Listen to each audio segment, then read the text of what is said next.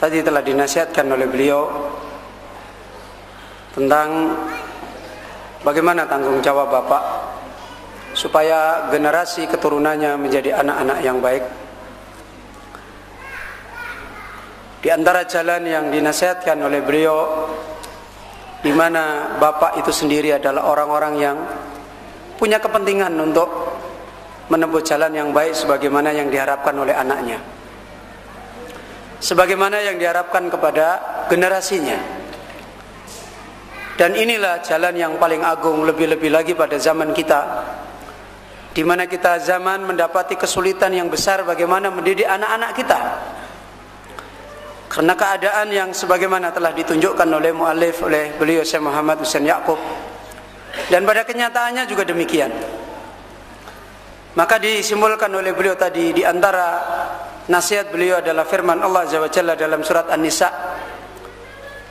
agar kita mengambil jalan untuk memperbaiki dengan melalui diri kita, yaitu kita menjadi orang yang kita sudah tahu mana baik, mana kesolian, mana jalan yang benar, kita jadikan contoh pada diri kita dan kita berbuat. Mudah-mudahan Allah menolong generasi anak-anak kita.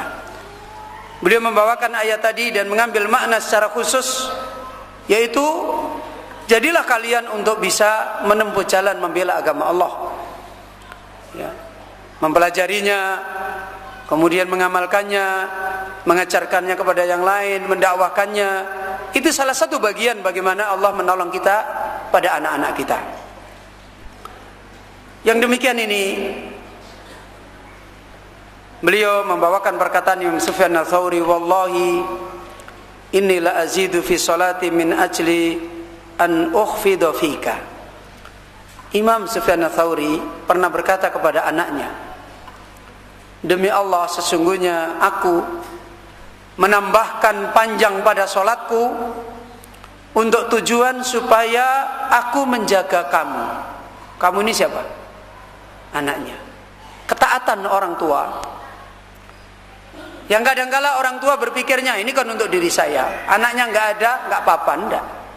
Orang tua yang Allah menilai agamanya baik akan punya pengaruh kepada anaknya, ya.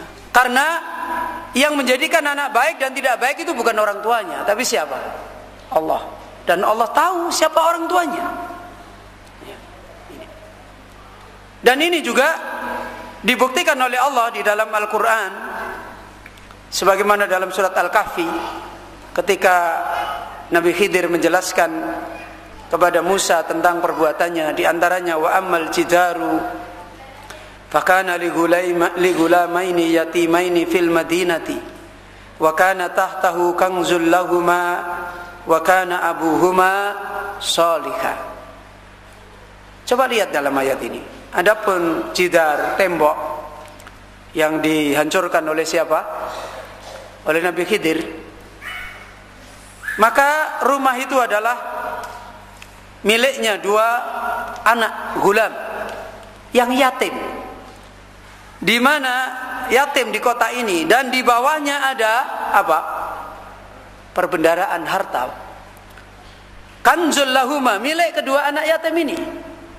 Wa kana abuhuma sholihah. Apa? Kedua orang tuanya adalah orang yang apa? Orang yang baik. Apa maknanya? Apa yang dilakukan oleh Khidir dengan harapan karena bapak ibunya baik, ini anak besok jadi apa? Jadi baik. Makanya harta ini diselamatkan supaya bermanfaat bagi dia. Ini ayat menunjukkan yang disimpulkan oleh beliau, fasolahul aba yanfaul abna. Maka baiknya agamanya bapak itu memberi manfaat kepada baiknya agamanya siapa? Anak. Jadi jangan dipahami hanya sekedar teori-teori pendidikan kita terapkan gini seperti orang-orang modern sekarang. Sementara bapaknya sendiri tidak berbuat baik, tidak bisa. Ustaz, saya sudah menempuh teori ini. Bukan itu pengajarannya Allah Azza wa Jalla mendidik anak-anak kita, itu bukan dengan cara itu. Ya. Idza kunta sholihan aslahallahu lak. Ya, jika kamu soleh, kamu menjadi orang yang ikhlas, kamu orang yang mau belajar, kamu orang yang mau memperbaiki agama, dan seterusnya. Kamu adalah orang yang tawadhu, kamu adalah orang yang bagaimana agama kamu baik, maka Allah memperbaiki kamu, auladaka, dan juga memperbaiki siapa? Anak-anak kamu. Ya. Allah memperbaiki kamu dan memperbaiki anak-anak kamu. Lidzalika tajidul walada yakhruju ka hayati abihi ghaliban. Karena itu kata beliau, walaupun anak sama bapak itu nggak pernah ketemu, mungkin ketemu cuma setahun sekali dan sebagainya, maka kamu akan mendapati anak itu ketika nanti keluar jadi orang dewasa, keadaannya tidak jauh beda dengan siapa? Dengan bapaknya. Keadaannya tidak jauh beda. Misalnya dulu dilihat bapaknya ini orang yang sabar, orang yang kuat berjuang, orang yang mutabah. Coba lihat anaknya, besok insya Allah akan begitu. Kan begitu. Dulu bapaknya itu demenyar, tahu demenyar? Hah? Demenyar tahu? Demennya anyar. Kalau baru semangat, pendaftaran pertama 50. Ya. Sebulan tinggal 5, puluhnya hilang. Jadi kalau bapaknya dulu demenyar, lihat anaknya nanti demenyar. Malah lebih parah demenyanya. Ya. Itu sudah keadaan. Makanya perbaiki. Kalau kita ingin anak-anak kita baik, dari sekarang kita perbaiki. Jangan dibilang, oh tidak ada hubungannya, salah besar. Ya kalau teorinya orang modern yang nggak ada hubungannya, orang modern itu memahami sesuatu itu harus berkaitan, kan begitu. Kalau di dalam agama kita tidak, kita walaupun tidak berkaitan, kita baik, anak kita insya Allah jadi baik. Karena kebaikan itu bukan dari karya orang, kebaikan itu adalah apa? Pemberiannya Allah. Pernah kan kita kisahkan muridnya Imam Malik, masih muda, nikah, baru hamil, punya anak, masih di kandungan, bangkit semangatnya untuk memperbaiki agama, menuntut ilmu. Istrinya panggil, saya mau menuntut ilmu, gimana? Nanti kalau saya pergi lama dolim sama kamu gimana? Ya, saya pergi lama dolim sama kamu terus gimana? Lebih baik dari sekarang kita pisah aja, supaya saya bisa belajar dan kamu bisa memperbaiki agamamu. Mungkin punya jodoh yang lain, kan begitu. Apa istrinya? Ya karena istrinya juga wanita salaf, ya kan? Salaf yang betul, bukan salaf-salafan. Ya. Apa jawaban istrinya? Saya tetap jadi istrimu. Kamu pergi menuntut ilmu. Mudah-mudahan Allah menjaga saya. Sudah. Dan dulu kalau pergi menuntut ilmu tidak punya penghasilan. Penghasilan dari mana? Nggak bisa nyambi kerja. Ya kalau sekarang penuntut ilmu masih bisa nyambi kerja, dodol kerupuk masih bisa. Iya masih bisa loh. Dulu itu nggak bisa. Apa ya nuntut ilmu? Nuntut ilmu dulu itu beda dengan sekarang. Muridnya Imam Malik itu sebelum subuh sudah jaga pintunya Imam Malik. Loh gimana mau nyambi kerja? Pemenang nyambi nyopir barang nggak bisa. Nunggu pintunya Imam Malik. Begitu keluar langsung tanya tentang ilmu, dibawakan kitabnya. Dulu itu begitu. Dia akhirnya istrinya bilang, kamu pergi belajar. Mudah-mudahan Allah menolong saya. Jadi tidak ada masalah. Sudah nanti leno terus piye? Mangane piye? Lah kowe kok ngiso ngirimi aku ora? Ndak mikir begitu. Nah, kalau begitu dia nggak makan, ya makan, nggak usah dibicarakan. Nggak mungkin dia makan kayu, itu nggak mungkin. Ya ndak makan. Pergi belajar dia. Sudah lama, puluhan tahun dia sama Imam Malik. Suatu ketika ada tamu dari Mesir datang. Imam Malik itu di mana? Di Madinah. Datang ke Madinah berkunjung ke Imam Malik. Terus pada jabatan tangan. Termasuk jabat tangan dengan muridnya Imam Malik yang dari Mesir ini. Jabat tangan sama dia. Kemudian ketika jabat tangan ada orang yang dia jabat tangan rasa hatinya itu lain. Ini kok saya jabat tangan sama orang ini kok sepertinya hati saya kok nyetrum gitu loh kalau orang Jawa. Begitu selesai jabat tangan, orang ini pergi, dia tanya sama orang-orang Mesir itu siapa? Dia tanyakan, ini anaknya Fulan bin Fulan yang dulu bapaknya pergi menuntut ilmu. Kaget dia, ternyata anaknya sudah jadi orang soleh dan orang alim yang dulu ditinggal masih di kandungan. Nah siapa yang didik itu? Siapa yang ngatur? Bukan manusia. Allah yang memberikan kemudahan-kemudahan. Ya itu semua karena orang tuanya betul-betul. Lah lain beda kalau alasannya nuntut ilmu ternyata pelarian. Nah, itu bisa fitnah jadi. Alasannya saya tak menuntut ilmu tapi karena sebenarnya punya masalah lain. Nah ini payah jadinya. Ini yang harus kita perbaiki. Bagaimana seorang bapak jadi baik kalau dia sendiri juga baik? Karena anak-anak itu akan lahir dalam keadaan seperti ini. Dan ini kebiasaan yang kita lihat pada hari-hari dan dicontohkan oleh beliau. Maka kita simpulkan pada halaman 29, wal maqsudu anna salahal aba'i yanfa'ul abna wa yanbaghi laka an ta'lama anna bi salahika yurabbillahu laka waladaka. Ya. Maka kesimpulannya yang dimaksudkan di sini, baiknya bapak-bapak itu memberi manfaat pada anak-anak. Hebatnya bapak-bapak itu akan memberi pengaruh pada anak-anaknya. Kokohnya bapak-bapaknya itu memberi pengaruh pada anak-anaknya. Maka karena itu engkau harus memahami, kamu mengetahui bahwasanya baiknya kamu, Allah akan mendidik anak-anak kamu dan mendidik kamu.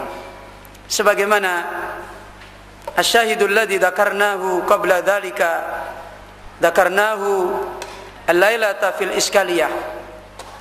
Annal muskilata annal amma wal ammata wal khala wal khalata wal jadda wal jaddata wal jidda wal jiddata wal mudarrisa wal mudarrisata wal jara wal jarata kulluhu fasad fa kaifa yuhmi auladuna. Maka ini dihubungkan dengan kondisi sekarang.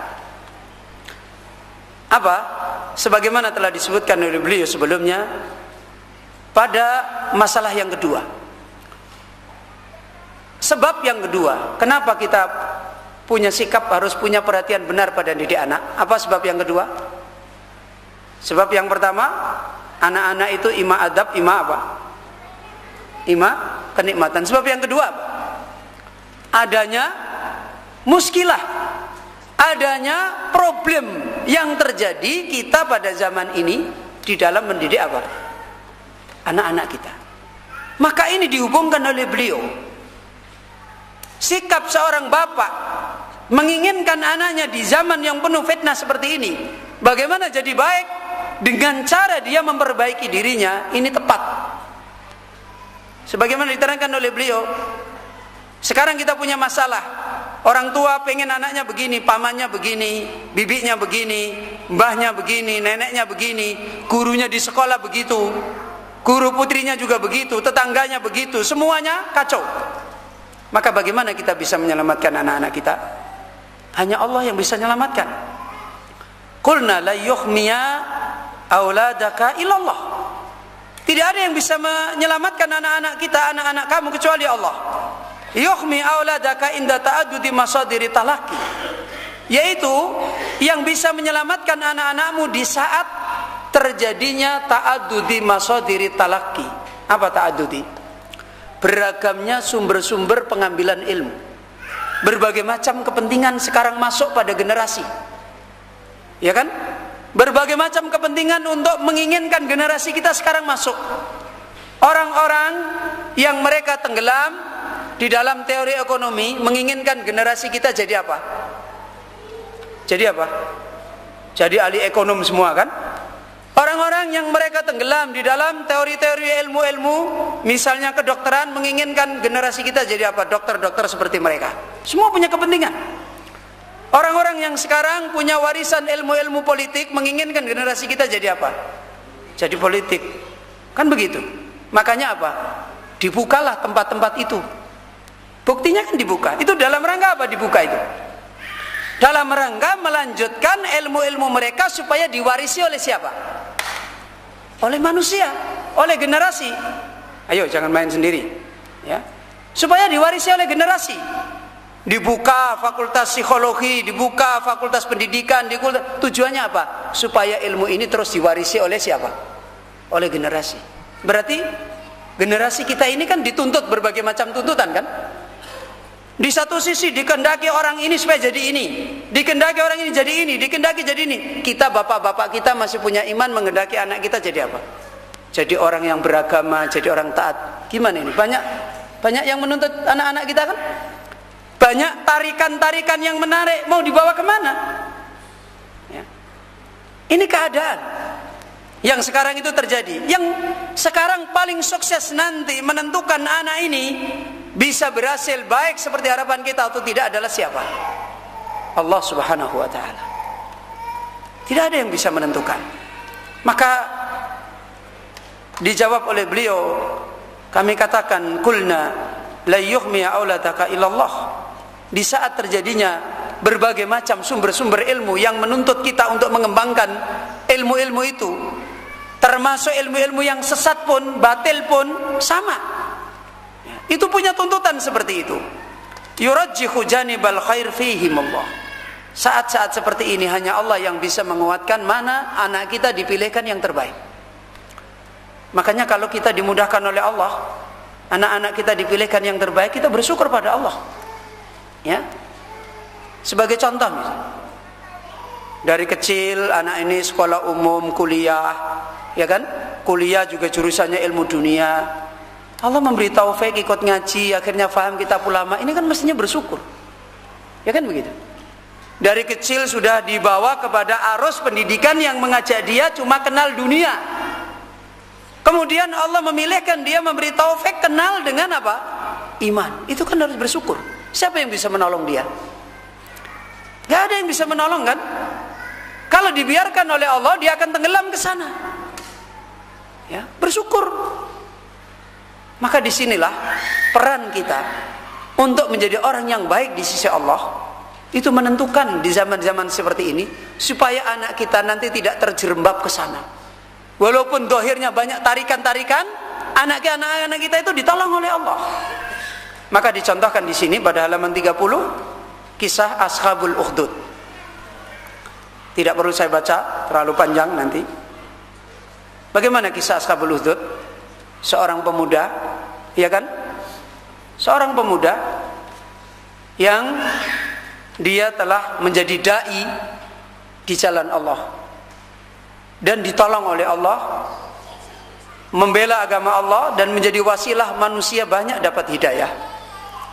Di mana dulunya dia adalah orang yang belajar ilmu yang apa? Ilmu yang halal apa yang haram? Haram. Belajar apa? Belajar sihir. Jadi muridnya sihir. Bahkan tukang sihir raja itu mengatakan ketika umurnya sudah tua kepada rajanya, datangkan padaku gulam. Gulam itu anak-anak masa dididik. Diterangkan oleh beliau, ya, Syekh Muhammad Husain Yaqub, gulam itu adalah anak masa setelah disapih sampai pada usia menjelang balik.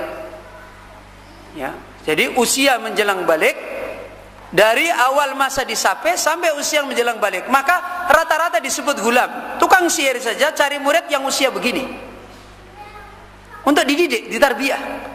Dia ngomong pada rajanya, datangkan gulam, aku akan didik ilmu sihir yang nanti bermanfaat bagi kamu. Yaitu bagi siapa? Raja. Itu menunjukkan apa? Ajaran kekafiran itu memperjuangkan tarbiyah kekafirannya enggak? Memperjuangkan. Jadi kadang-kadang kita harus mikir.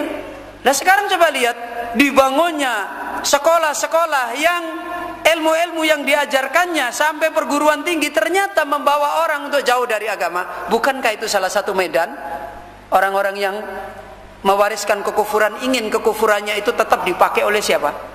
Oleh manusia. Seperti tukang sihir. Tapi Allah menjaga anak ini. Di perjalanan dia berguru pada tukang sihir, Allah letakkan seorang dai pada masanya, yaitu siapa? Rahib. Allah takdirkan hatinya mampir ke rahib, ya kan? Mampir, kemudian dia mengambil ilmu darinya. Dia dengar, setelah itu dia pergi, datang lagi kemana? Ke tukang sihir. Besok lagi dia begitu, sampai Allah menguatkan hatinya. Ilmu yang benar adalah ilmunya siapa? Ilmunya rahib. Sampai rahib mengatakan, kamu sekarang lebih baik daripada saya, dan kamu akan diuji oleh Allah lebih berat daripada saya. Ini Allah yang menyelamatkan. Nah kita sekarang dengan apa? Dengan melibatkan Allah. Caranya bagaimana kita melibatkan Allah? Kita sendiri harus menjadi orang yang pantas diridhoi oleh siapa? Oleh Allah. Nah kalau kita sendiri pengangguran, orang-orang yang malas mencari ridha Allah, orang-orang yang banyak memperhitungkan di dalam mencari ridha Allah, bagaimana kita bisa lahir generasi-generasi yang baik? Nggak akan bisa. Karena yang bisa menyelamatkan adalah Allah Subhanahu wa ta'ala. Maka ini contoh yang disampaikan oleh beliau, yang kita tidak usah baca karena Ini hanya contoh yang panjang yang diterangkan oleh beliau. Yang diambil pelajaran tentang masalah ini, sebagaimana beliau menjelaskan pada kesimpulannya pada halaman 33. Hada nusammihi fi urfi tarbawiyina ta'adudu masadiri talaqi. Kondisi sekarang ini adalah kondisi di mana seperti apa yang didefinisikan oleh para pendidik. Apa? Ta'addudu masadiri talaqi. Beragamnya sumber-sumber ilmu yang setiap ilmu itu punya kepentingan semua. Dan anak-anak kita nelan semua. Kena ini, kena ini, kena ini, kena ini, kan begitu. Inilah keadaan di mana sebagaimana masa sekarang pengajaran ini telah mengalami kerancuan karena anak itu bukan mendapatkan sebuah bimbingan ilmu dari satu sumber yang benar. Bapaknya benar, neneknya nggak benar, ya kan? Belum lagi ke sekolah, belum lagi di tempat mondok, kadangkala didapati juga orang-orang yang nggak benar. Terjadilah kekacauan. Beda dengan zaman salaf dulu. Ya. Mereka keluar dari rumah yang dia temukan siapa? Abu Bakar, Umar, ya kan begitu kan? Ya ketemunya itu semua. Ketemunya Abu Bakar, ketemunya Umar, ketemunya Utsman, ketemunya Ali, ketemunya Ibnu Mas'ud. Ya ketemunya orang-orang mulia. Ya kan? Mereka keluar dari rumah, madrasah mereka seperti itu.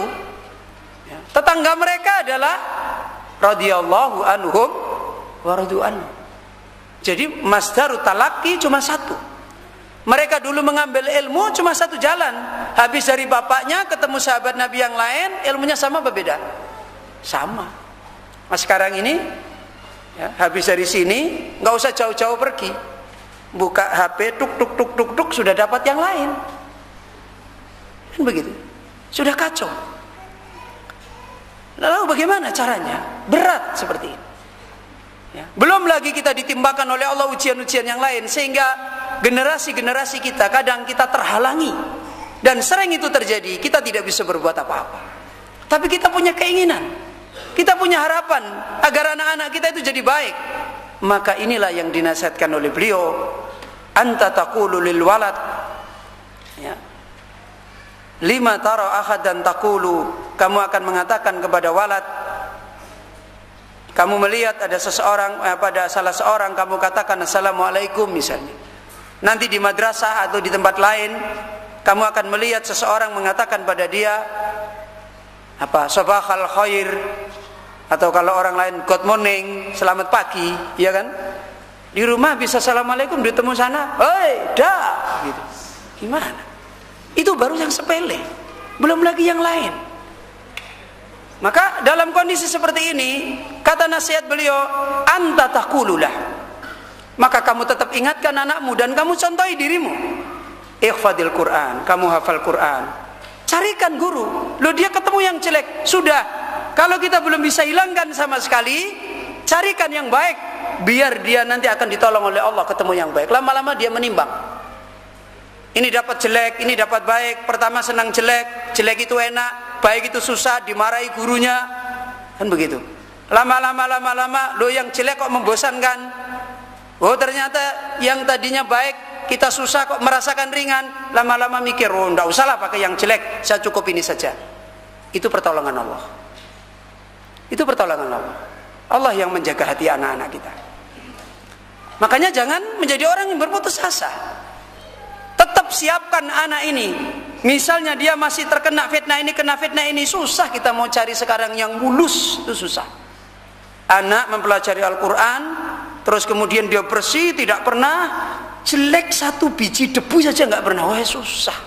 Zaman sekarang ngelihat ustadznya yo bingung, ngelihat pakne bingung, ngelihat makne bingung, ngelihat apa bingung, gimana?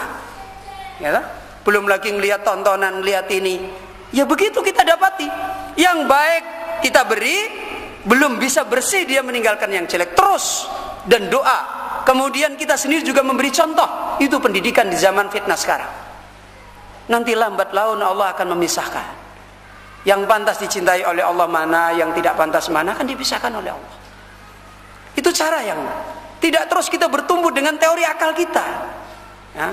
Memang idealismenya kita mendidik itu adalah semua sistem adalah sama, tidak ada masalah, yaitu idealismenya. Kita hidup di zaman mana?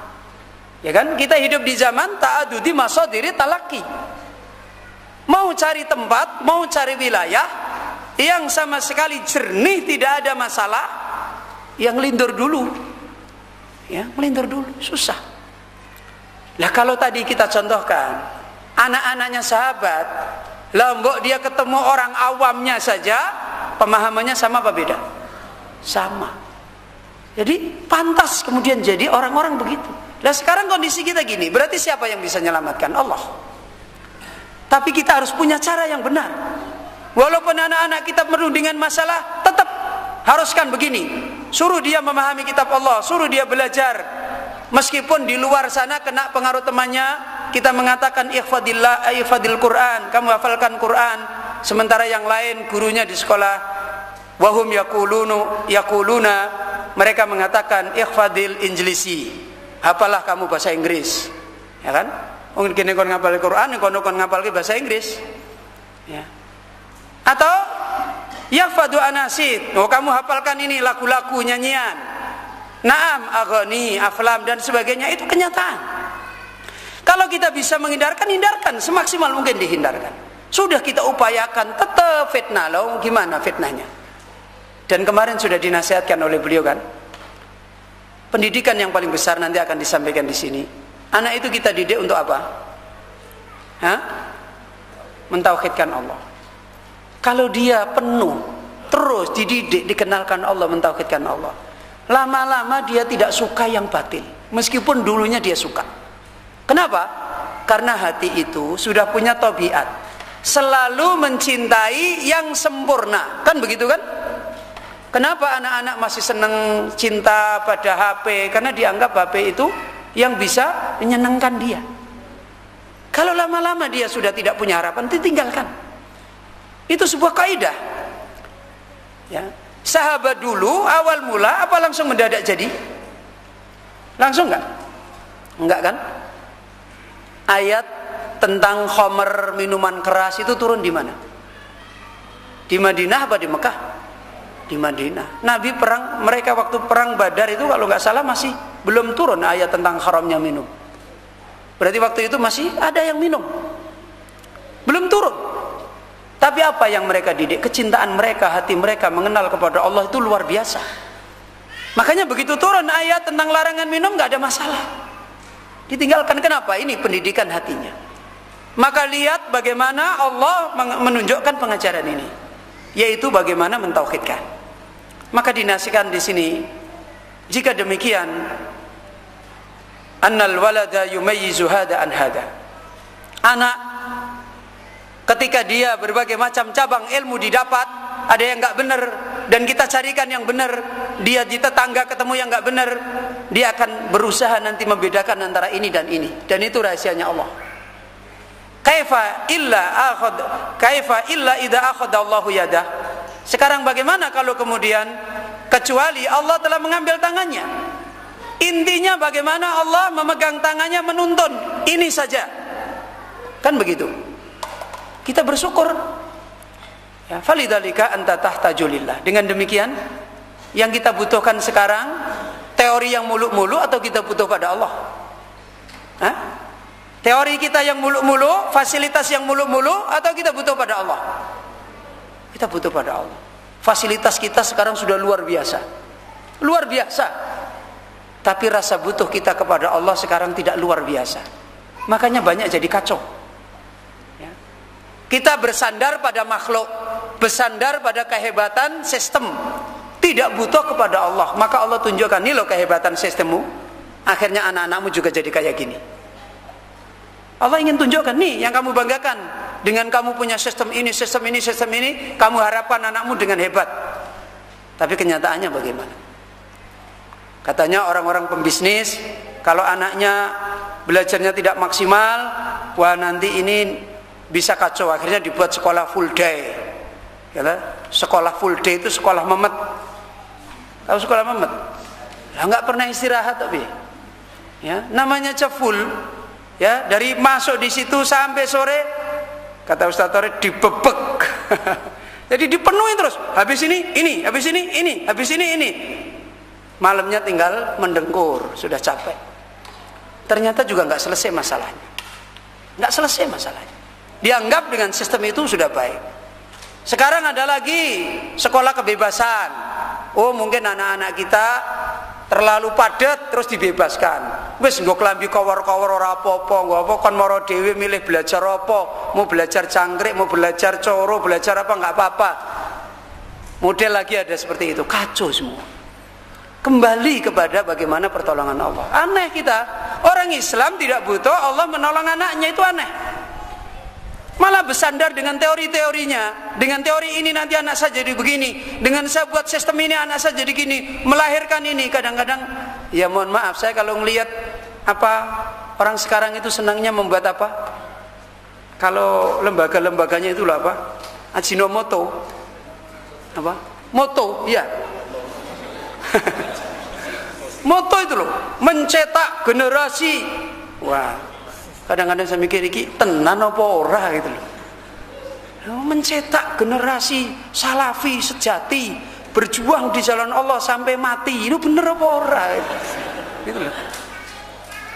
Kadang-kadang kita itu mikir, kenapa tidak membantu kalian belajar agamanya Allah? Ora laku nek ngono kuwi promosine. Ya, sekarang itu gitu kalau promosinya membantu kalian belajar, aduh sora bonafit gitu.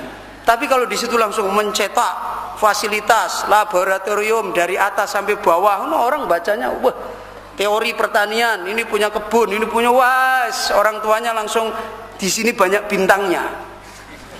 Kan harapannya anaknya sukses. Baru berapa hari sudah mumet kepalanya. Ini karena apa? Kita sekarang jadi bersandar dengan makhluk, bersandar dengan teori, bersandar dengan sistem, kemudian meninggalkan tuntunan Allah dan tidak butuh pada Allah.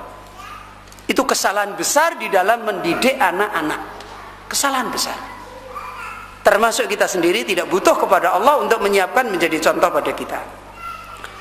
Maka inilah kesimpulan yang dinasihatkan oleh beliau, falidzalika anta tahtaju lillah. Karena itu sebagai seorang bapak, dia adalah orang yang menginginkan anaknya, dia lebih butuh kepada dirinya pada Allah supaya Allah memperbaiki dia dan memperbaiki anaknya. Maka disimpulkan kembali oleh beliau, annallaha idza arada ayyurabbi laka waladaka wa sayasimuhu walau rama finnar walau rumiya finnar sayahmiyahu wa sayahmihi wa yahfaduhu walau ukhita bihi falidzalika anta bihajatin ila Allah likay yuslihallahu laka waladaka nas'alullaha yusliha auladana.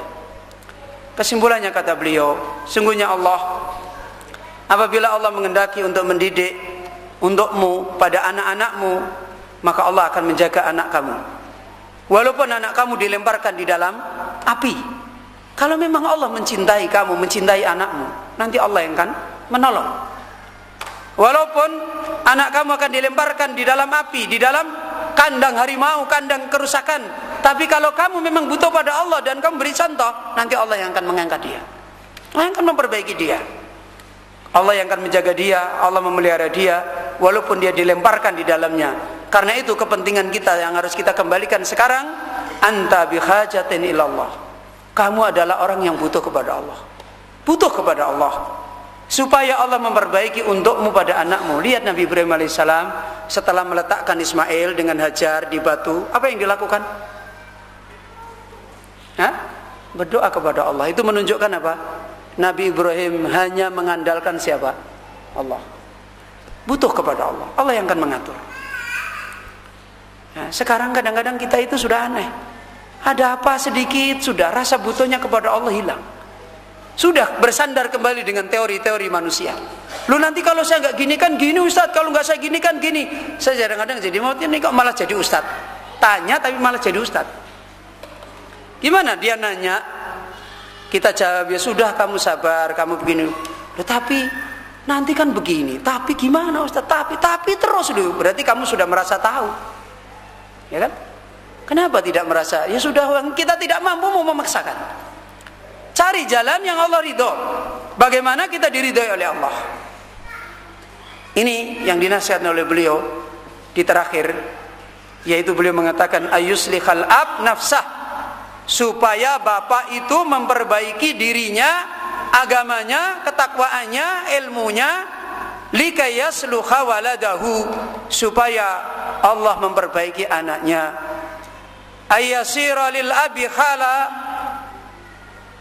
ma'allahi kasratu dzikrihi, kasratu tilawatil Quran, kasratu shadaqati, ta'limu ilmin, likay yukhfidha fi waladihi, yaitu agar bapaknya dia menjadi orang yang dia dalam keadaan terus bersama dengan Allah, banyak zikir kepada Allah, banyak membaca Al-Quran, memahami ilmu Allah, sedekah, berjuang di jalan Allah, dan seterusnya.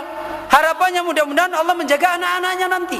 Dengan dia menolong agamanya Allah, dia mengamalkan agamanya Allah, maka insya Allah Allah akan menjaga anak-anaknya. Ini masalah yang justru banyak hari ini dijadikan masalah yang tidak banyak diurus. Orang hanya memperbaiki sistem, memperbaiki kurikulum, memperbaiki cara-cara, memperbaiki alat, memperbaiki gedung, sementara jiwa-jiwa orang yang dicontoh di dalam ilmu tidak diperbaiki. Maka tidak akan bisa membawa perubahan yang banyak dari Allah Azza wa Jalla kaitannya dengan keadaan generasi kita. Ini yang ketiga, prinsip yang ketiga yang diterangkan oleh beliau, yaitu tentang bagaimana seorang bapak punya tanggung jawab yang menginginkan generasinya baik. Dia adalah harus menjadi orang yang menjadi contoh, orang yang dilihat oleh Allah, orang yang Allah senantiasa tahu dia adalah orang yang mencari kebaikan, membela agama Allah, menekuni ilmunya Allah, beribadah kepada Allah, dan banyak butuh kepada Allah, yang kemudian anak-anaknya ditolong oleh Allah. Kemudian kita masuk al-unsurur rabi', prinsip yang keempat, bagian paling pokok sekali setelah bapak itu memperbaiki dirinya adalah ayyu awwidat tifla mundu sigarihi ayyu rabbiyahu ala tauhid, supaya sejak dari kecil ya bapak itu membiasakan anak-anak sejak dari usia kecilnya, dibiasakan, dididik dengan di atas tauhid. Dari kecil ditanamkan tauhid itu menjadi kehidupannya, hidup untuk menuju kepada Allah, lisannya, anggota tubuhnya, hatinya itu dibiasakan dari kecil. Dicontohkan beliau di sini, ayu awidat tifla ta'ata wa yurabbiyahu ala tauhidi tilka mas'uliyatuhu. Sejak dari kecil bapak itu harus membiasakan anaknya untuk taat. Yang dimaksud taat di sini taat kepada siapa? Hah? Taat kepada Allah. Dididikkan untuk taat kepada Allah. Nah, ini Allah yang nyuruh. Jangan dibalik. Kamu kalau tidak taat sama bapakmu nggak baik, Nona. Memang itu bermanfaat, tapi tidak begitu banyak bermanfaat. Salah. Itu bukan yang pertama dididikkan anak. Yang dididikkan anak taat kepada Allah, bukan taat pada bapak dan ibunya dulu. Loh lah, kalau begitu apa gunanya kita? Masa bapak tidak ditaati, ibu tidak ditaati? Paham? Nanti akan diterangkan oleh beliau di sini. Orang yang dari kecil dididik taat kepada Allah, besok akan taat pada orang tuanya enggak? Iya, itu pasti. Dan taatnya tidak bosan. Kenapa? Walaupun wong tuane jengkelke sama anaknya, dia tetap apa? Tetap apa? Tetap taat. Tapi kalau yang dari kecil dididik cuma taat kepada orang tuanya, tidak taat kepada Allah, tidak lama itu umurnya, bosan nanti. Begitu orang tuanya ada sesuatu yang dia tidak sukai, masih taat enggak? Enggak mungkin. Loh, itu loh bedanya. Jadi jangan salah arah. Kadang-kadang orang tua ini cemburu yang salah. Loh, wong kita ini kan ibunya yang susah mengandung, masa tidak dididik untuk taat pada ibunya? Kita ini bapaknya yang susah cari duit, masa kita tidak Nah, kadang-kadang gitu. Kalau ibunya tidak ditaati marah. Tapi kalau Allah tidak ditaati, ibunya tidak marah. Nah, itu aneh. Seorang bapak kalau dia tidak ditaati marah. Tapi kalau Allah tidak ditaati, dia tidak marah. Nah, itu aneh. Itu salah pengajaran. Dia harus lebih marah kalau anaknya tidak taat kepada Allah. Dia harus lebih marah kalau anaknya tidak taat kepada siapa? Kepada Allah. Ya. Ini harusnya begitu. Bapak atau ibu seperti itu. Ini yang dinasihatkan oleh beliau. Kata beliau, inna katsiran minal aba kharisuna ala su'al. Ya bunayya, anta tuhibbu abaka aktsar au ummuk. Kebanyakan bapak-bapak kita sekarang kalau menguji anaknya, apa ujiannya? Wahai anakku, kamu cinta padaku enggak? Kan itu. Kamu cinta sama Abi enggak? Loh, ujiannya gitu. Cinta sama Abi enggak? Mana lebih cinta sama Abi apa sama Umi? Banyak mana? Nah, begitu. Nanti Uminya juga begitu. Sini. Kamu cinta sama Umi enggak? Ya cinta tuh Mas. Sama Abi cinta mana? Nah, begitu. Sama Abi, oh, Uminya cemberut. Kalau nanti lebih cinta sama Uminya, Abinya cemberut. Sudah sana, nggak tak kasih jajan kamu. Aneh. Nanti kalau sama Uminya gitu, ya toh nggak apa-apa, nggak tak masak kamu. Nah, isinya ancam-ancaman. Ini keluarga isinya ancam-ancaman. Ini gimana? Ya, sebenarnya karena mempertahankan ingin dicintai anak-anak, ini pengajaran yang salah. Dari kecil disuruh cinta kepada Allah. Dinasihatkan, tidak ada gunanya nak kamu cinta sama bapak kalau kamu tidak cinta pada Allah. Gitu. Tidak ada gunanya nak kamu cinta sama ibumu luar biasa kalau kamu tidak cinta pada Allah. Tidak ada gunanya. Gitu. Itu cara mendidik. Tidak ada manfaatnya kamu taat pada bapakmu kalau kamu tidak taat pada Allah. Tidak ada gunanya kamu taat sama ibumu kalau kamu tidak taat kepada Allah. Itu orang tua yang tahu mendidik anaknya dengan baik. Dan pasti anak itu akan taat kepada orang tuanya, kepada bapaknya, kepada ibunya. Ini yang dinasihatkan oleh beliau. Maka beliau mengambil penjelasan di sini sebagai contoh kembali. Al-Yauma pada halaman 36.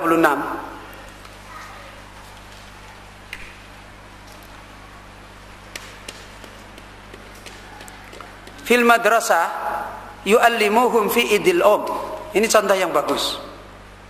Hari ini di sekolah-sekolah anak-anak kita diajarkan dengan satu kebiasaan, mengenal supaya mencintai ibunya. Karena dikenalkan tentang idil Apa idil Hari ibu, ya kan? Tanggal berapa hari ibu? Saya cuma masih ingat Desembernya saja. 22 Desember itu hari ibu, ya kan? Ya, kalau ibunya 2 apa 3 terus hari ibunya banyak berarti. Ya, hari ini di sekolah diajarkan anak-anak tentang hari ibu, dan beliau mengatakan ini metode yang buruk, menanamkan dari kecil mencintai makhluk. Di dalam sejarah Islam pengajaran ini masuk di sekolah-sekolah pengajarannya kaum muslimin. Ya. Ini adalah tidak usah aja kaitannya dengan Idul hari-hari perayaan yang tidak ada di dalam Islam itu hukumnya sudah mungkar, sudah bid'ah. Kenapa dididik? Kadang-kadang alasannya benar, ya kan? Yaquluna lahu. Mereka mengatakan kamu harus menghormati hari ibu dalam rangka mencintai ibu. Kenapa? Anta tuhibbu ummaka. Kamu harus cinta pada ibumu. Kenapa? Yaqulu, dia mengatakan, kenapa saya harus cinta pada ibuku? Hamaltani fi batniha tis'ata asyur. Dia telah mengandung aku di perutku 9 bulan. Benar kan? Benar. Susah payah. Wahnan ala wahnin. Betul. Ya. Wa ardo'atni khawlaini kamilaini. Dia menyusui saya berapa? 2 tahun sempurna. Dan itu susah. Wa ghasaltu limalabisi, dia mencucikan baju saya banyak sekali. Banyak sekali saya masih kecil nggak bisa mencuci, dicucikan. Maka al-waladu yaqul tayyib.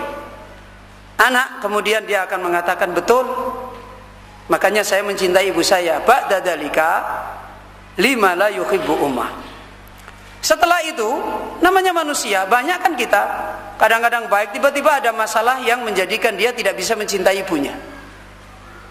Entah ada ibunya berbuat begini sama anaknya gini, padahal dulu sudah ditanamkan hari kasih sayang pada ibu, ya kan? Yaqulu, maka dia akan mengatakan, "Thayyib, limadza hamalatni?" Kenapa ibu saya mengandung saya? Mbok dulu tidak usah mengandung saya.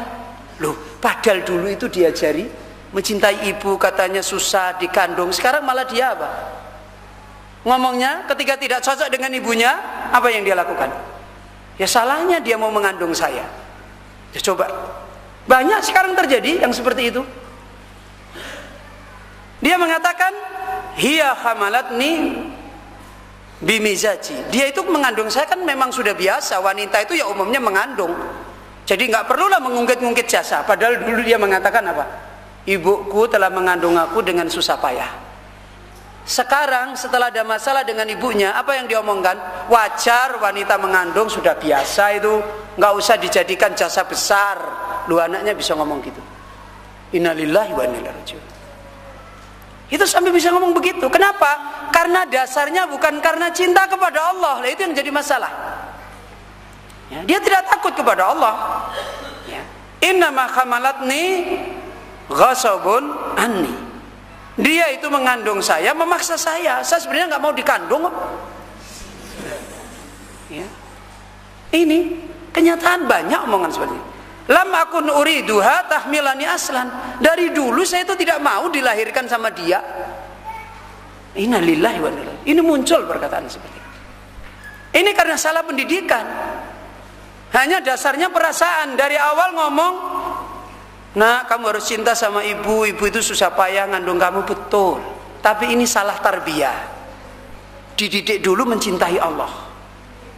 Nanti ketika dia mendengar ayat supaya berbakti kepada orang tuanya, dia akan taat. Walaupun orang tua omongannya menyakitkan dia. Walaupun orang tua mungkin dolim sama dia, dia tetap mencintai orang tuanya, taat kepada orang tuanya. Kenapa? Allah yang memerintahkan saya. Ini bedanya jauh. Ya. Jadi karena itu jangan dianggap sepele, jangan mengikuti perasaan. Ya. Ini yang diajarkan oleh beliau. Didik mereka mencintai Allah Azza wa Jalla. Fahada la tujibu mahabbatan ayuhibba at-tiflu ummah. Maka cinta yang dibangun seperti ini tidak melahirkan anak-anak itu bisa mencintai ibunya dengan baik. Limadza tuhibbu abika? Seperti itu juga ketika ditanya, kenapa kamu cinta bapakmu?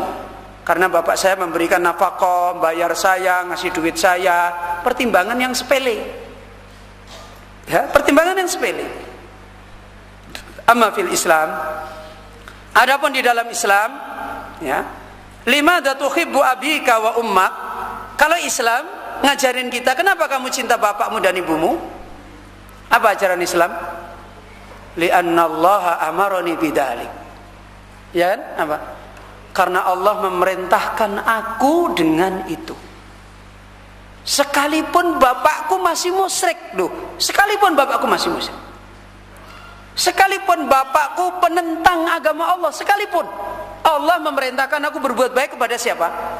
Kepada orang tuaku. Walaupun dia itu belum mendapatkan tauhid. Siapa yang bisa mendidik seperti ini selain dari agama ini? Tidak akan yang bisa, tidak ada yang bisa mendidik begini. Orang memusuhi kebenaran, anaknya di atas kebenaran, dia bisa bersabar dengan orang tuanya. Itu kalau bukan karena didikan iman, didikan tauhid, tidak bisa. Tidak bisa. Makanya jangan berpikir sesaat. Jangan berpikir cemburu emosi pribadi. Masa dari kecil hanya ditanamkan cinta Allah, orang tuanya nggak dianggap. Ini kekeliruan cara mendidik seperti ini. Justru kalau anak-anak kita dididik mencintai Allah, sebenarnya dididik mencintai orang tuanya dengan sabar. Senang atau tidak senang akan mencintai orang tuanya. Ya. Ini yang dinasihatkan. Falawil abu anfaqa aw lam yunfik. Apakah bapaknya bisa memberi nafkah dia karena dilapangkan oleh Allah, atau bapaknya tidak bisa memberi nafkah dia karena tidak dilapangkan oleh Allah? Hidup itu kan tidak sama. Suatu ketika bapaknya rezekinya banyak, satu ketika tidak banyak. Kalau alasannya karena bapaknya suka ngasih duit, kalau besok tidak bisa ngasih duit gimana? Masih mencintai orang tuanya enggak? Sudah berubah. Malah kadang-kadang ngomong tidak enak punya bapak sama dia itu. Temanku itu loh bapaknya baikan. Nah, nopo minta apa-apa dibelikan terus. Itu kadang muncul seperti itu. Kadang-kadang kita mendengar anak kita minta ini tidak dikasih. Memang Abi itu kikir. Tidak seperti abinya temanku. Abinya temanku itu loh baikannya, masya Allah, minta apa-apa dikasih, minta apa-apa dikasih. Nah, akhirnya seperti itu. Nanti kalau dikasih abinya senyumnya mengembang. Nah, mulai lagi, oh tidak ada abi seperti engkau. Ini abiku yang benar. Itu jadinya fitnah seperti itu. Innalillahi wa inna ilaihi raji'un. Maka di sini dicontohkan oleh beliau, hatta law kana al-abu kafir, sampai pun bapaknya kafir dia masih bisa mencintai dengan benar. Ya, wajib 'alal walad ay yukrima abahu. Wajib Allah mengajarkan anak tetap memuliakan siapa? Orang tuanya dengan cara yang dituntunkan oleh Allah. Contohnya siapa? Contohnya di sini dalam ayat, wa in jahadaka ala an tusyrika bima laysa laka bihi ilm. Kalau orang tuamu mengajak kamu untuk berbuat syirik yang tidak ada padanya ilmu, fala tuti'huma. Jangan kamu taat pada keduanya. Selesai ayat itu? Selesai? Tidak. Sekarang kebanyakan anak-anak yang tidak memahami agama dengan baik diputus sampai ayat itu. Fala tuti'huma. Sudah, terus disambung dengan nanti yang lain. Sesungguhnya Allah itu berlepas diri sama orang kafir. Bapak saya kafir, berarti saya harus berlepas diri sama dia. Sudah saya lempar aja. Innalillahi wa inna ilaihi raji'un. Ini salah. Di sini Allah mengajarkan sampai bapaknya kafir saja. Diajari oleh Allah wasohibuhuma. Apa? Bertemanlah, pergaulilah pada kedua orang tua fi dunia ma'rufa. Dengan cara apa? Yang baik. Dalam urusan dunia tetap bermuamalah yang baik. Diperlakukan sebagai orang tua yang baik. Ini tidak mungkin diraih generasi yang tidak taat kepada Allah. Mustahil. Mustahil. Tidak mungkin akan ada anak yang bisa berbuat begini, orang yang tidak taat kepada Allah. Ya. Wattabi' sabila man anaba ilaih. Dan kamu di dalam agama mengikuti orang yang mengikuti jalan Allah. Itu enggak mudah kan? Dengan bapaknya penentang agama dia harus sabar, kemudian di satu sisi dia harus mengikuti orang-orang yang betul agamanya, itu enggak mudah. Ini akan diraih orang-orang yang tahu. Tsumma ilayya marji'ukum fa unabbi'ukum bima kuntum ta'malun. Maka dinasihatkan oleh beliau, undur. Nah, wattabi' sabila man anaba ilai. Wa huwa tariqu Ibrahim fi muamalatihi li abihi. Jalannya orang yang mengikuti agama Allah itu siapa? Jalannya Ibrahim alaihissalam yang dicontohkan. Orang yang bertauhid yang paling kuat agamanya. Undur ila ghayatil adab. Lihat adabnya Ibrahim yang sangat tinggi kepada siapa? Siapa? Kepada bapaknya. Padahal bapaknya ini apa? Musyrik. Ya, patung-patung di rumahnya. Apa kata Ibrahim? Bagaimana dia memanggil bapaknya? Apa panggilannya Ibrahim? Yaqulu li Ibrahim. Maka berkata Allah tentang Ibrahim, ya abati. Apa dia memanggil? Ya abati. Wahai bapakku. Loh, masya Allah. Wahai bapakku. Ini diterangkan oleh beliau. Wa ya abati. Kata ya abati secara bahasa ulama lugha mengatakan itu memanggil bapak yang di atas puncaknya adab. Ya abi itu aja sudah baik. Ya abati itu sudah lebih lagi di atas lagi. Padahal bapaknya ini kafir dah. Kafir. Loh, ini adab. Ini loh mencintai Allah yang benar itu seperti ini. Makanya mendidik untuk mencintai Allah, mentauhidkan Allah pada hatinya anak-anak itu harus ditumbuhkan dengan kuat. Nanti tiba waktunya kalau dia besar menjadi orang yang taat kepada Allah, tahu agama, dia akan menjalankan hukum Allah dengan baik. Sampai pun kepada kita yang mungkin punya kesalahan, kerusakan, dia akan bisa berbuat baik. Ghayatul adabi litaqribi wa tahbib. Karena memanggil bapak dengan kata ya abati itu mempunyai makna puncaknya adab di dalam merasa dekatnya dan di dalam merasa cintanya. Jadi ketika memanggil abati itu sama dia ingin menjadi orang yang dekat. Saya itu tidak mau menjauh sama kamu. Kemudian dengan rasa cinta, bahwa saya itu mencintai kamu. Jadi memanggil ya abati itu sama wahai bapak, saya itu tidak ingin pisah dengan kamu. Wahai bapak, saya itu mencintai kamu. Ini kalimat ini. Ya. Alimta ibnaka yaqulu yaman ya abati ya ummah. Kullu hadhil alfa taqribun wa tahbib, ikhtiramun wa tawqir. Ya abati ghayatun fit tawqir, hatta lama qala lahu abuhu. Ucapan-ucapan ini adalah ucapan yang berada pada puncaknya sikap memuliakan, seperti abati, ya ummah, ya, wahai ibuku, wahai ibunya. Semua ini lafaz yang mengandung makna kasih sayang. Sampai pun ketika Ibrahim berkata kepada bapaknya, ketika bapaknya berkata kepada Ibrahim, "Araghibun anta an alihati ya Ibrahim?" Wahai Ibrahim, apakah kamu benci dengan sesembahan-sesembahanku wahai Ibrahim? La illam tantahi la arjumannak. Kalau kamu tidak berhenti menjelek-jelekkan patung-patung ini bapaknya. La arjumannak, saya akan rajam kamu. Loh, ini coba kayak begini tuh bapaknya. La arjumannak. Kemudian kata bapaknya apa? Wahjurni maliya. Tinggalkan aku lama, kamu tidak usah kesini lagi. Ibaratnya diapakan? Diusir. Tapi apa Ibrahim jawabannya? Qala salamun alaika. Kata Ibrahim, keselamatan semoga Allah curahkan atas engkau. Lu coba. Ini karena orang yang tahu mencintai Allah, akhirnya tahu mencintai ibunya, tahu mencintai bapaknya. Sastaghfirulaka, padahal bapaknya ini musyrik. Ya, saya akan memintakan ampun kepadamu, kepada Rabbku. Innahu kana bi khafiyya, karena sesungguhnya Allah itu adalah sangat berbuat baik kepadaku. Ini perkataan Ibrahim alaihissalam. Mentauhidkan Allah adalah akan mendidik orang seperti ini. Sebagaimana beliau menyimpulkan, lakin di halaman 38, lamma yakunu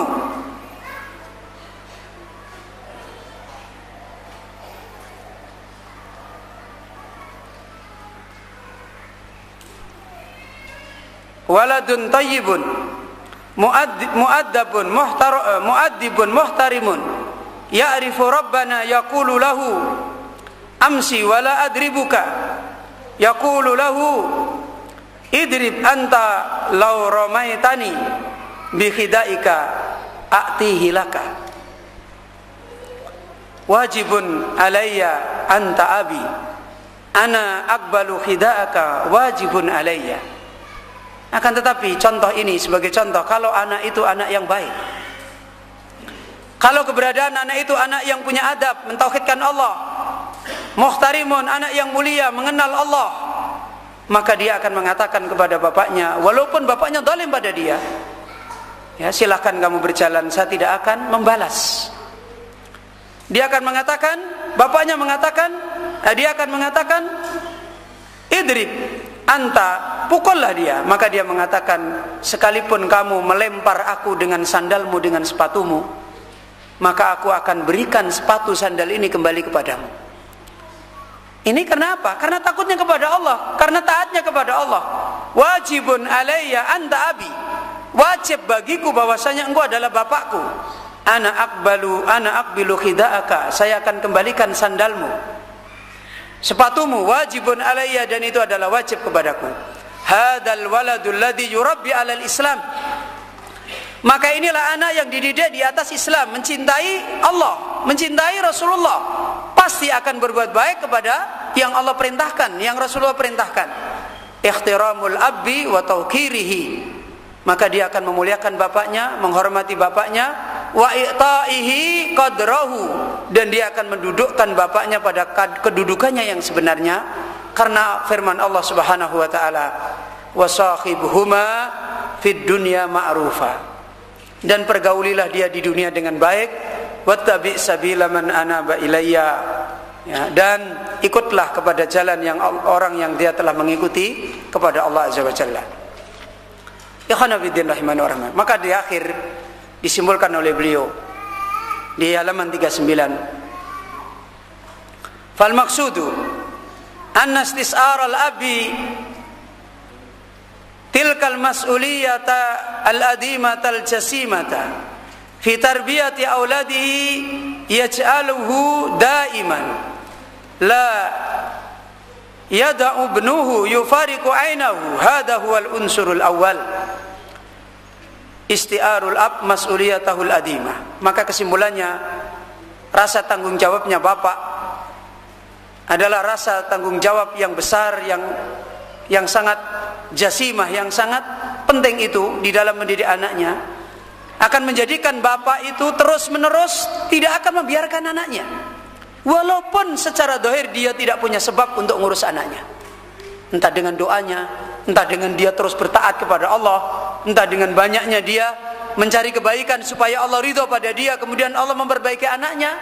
Maka seorang bapak dengan rasa tanggung jawab ini, maka dia berusaha terus bagaimana dia tidak akan membiarkan anaknya yufariquhu ainahu, lepas dari pandangannya, lepas dari pikirannya, lepas dari perhatiannya. Dan inilah prinsip yang pertama, yaitu istis'arul ab mas'uliyatahul adimah. Kemudian beliau mengingatkan tentang keadaan sekarang. Amma ma'dhamul aba al-yauma, adapun mayoritas bapak-bapak sekarang ini, faqad qadamu, kebanyakan mereka telah datang menjadi bapak, mendatangkan istiqalati jamaiyatin min muhimmatil ab al-asliyah. Mereka hanya mengumpulkan mayoritas dari kepentingan bapak-bapak secara asal, ya. Wasarat muhimmatul ab al-wahidah fil bait, mereka hanya memandang dan menjadilah kepentingan bapak-bapak sekarang yang paling utuh di dalam rumah adalah mauridun maliyun. Apa mauridun maliyun? Tempat mengalirnya uang. Jadi kadang-kadang bapak-bapak sekarang kepentingannya itu, wis aku wis pokoknya bapak tugasku kerja. Ini kesalahan besar. Wis masa borongo anake pasrahke bongkokan karo istrinya, dia tidak punya perhatian. Ini kesalahan. Bapak-bapak itu tidak diwajibkan cuma sekedar dia cari kebutuhan makan dohir bagi keluarganya. Katanya ingin anak-anaknya hatinya baik, akhlaknya baik. Kepentingannya cuma seperti ini, wa yahduru fulus. Yang penting dia bisa mendatangkan uang, selesai. Habis waktunya untuk uang. Innama tarbiyah. Tapi dia punya tanggung jawab tarbiyah. Dia punya tanggung jawab menempuh sebab-sebab bagaimana dia termasuk orang-orang yang mendidik anaknya dengan tadi yang sudah kita sebutkan. Lam yu'at hunaka abun yurabbi lil asaf. Sangat disayangkan sekali pada zaman sekarang ini, hampir tidak bisa dihitung ada bapak-bapak yang punya kepentingan ngurusin pendidikan anaknya, menyiapkan diri bagaimana anaknya nanti jadi baik. Hampir sedikit sekali. Ma'anna asla muhimmatil ab hiya tarbiyah. Padahal kepentingan pokok Allah akan menanya kepada dia tentang anak-anaknya adalah tarbiyah. Nas'alullah ayyahdiyal muslimina wal muslimat. Mudah-mudahan Allah memberikan petunjuk kepada kita kaum muslimin dan muslimat. Ini ikhwan wa akhwatiddin, bapak-bapak, ibu-ibu yang dirahmati oleh Allah. Bagaimana mas'uliyah bapak yang telah diterangkan sebagai jalan prinsip mendidik anak-anak. Dia punya tanggung jawab untuk mendidik anak-anaknya. Yang paling pokok adalah mendidik mereka di atas tauhid. Di rumahnya dibiasakan untuk apa-apa dikembalikan kepada Allah. Dari kecil anak-anaknya dikenalkan Allah terus dalam keseharian. Hatta masalah yang kadang-kala sepele menjadikan dia cinta pada Allah. Mungkin dia jatuh di rumah, qadarullah, Allah takdirkan kamu jatuh, kamu mencari pahala dari Allah, didik supaya mereka itu kenal Allah terus, cinta pada Allah, tunjukkan ini Allah yang perintah, ini Nabi yang perintah, dicintai oleh Allah itu mulia. Seperti itu. Seperti itu saja tidak akan mudah, tapi Allah Maha melihat tentang apa yang kita lakukan. Maka insya Allah mas'uliyah ini apabila kita lakukan dengan benar, Allah Subhanahu wa taala akan menolong anak-anak kita. Walaupun kita belum punya kemampuan secara utuh, tapi didik mentauhidkan Allah ini adalah kewajiban kita. Dan insya Allah kita semuanya bisa. Tidak harus dengan membaca kitab tauhid, nggak harus. Ya, tidak harus dibacakan kitab tauhid. Anak-anak duduk sini tak bacakan kitab tauhid, nggak mesti. Hari-hari dia itu loh. Bagaimana dia? Kenalkan dia, ini Allah yang takdirkan, ini Allah. Jangan malah menjauh. Ini kita akhiri, insya Allah sampai pada unsur yang keempat, dan nanti ba'dal asar kita masuk prinsip yang terakhir. Mudah-mudahan kita bisa ambil faedah, kita selesaikan, yaitu islahul memperbaiki ibu. Ya. Dan ini insya Allah nanti ba'dal asar kita akan mengambil faedah ini. Kita akhiri dulu kajian kita. Mudah-mudahan Allah Subhanahu wa taala menjadikan ilmu yang bermanfaat. Dan kita akhiri, subhanaka Allahumma bihamdika asyhadu an la ilaha illa anta astaghfiruka wa atubu ilaik.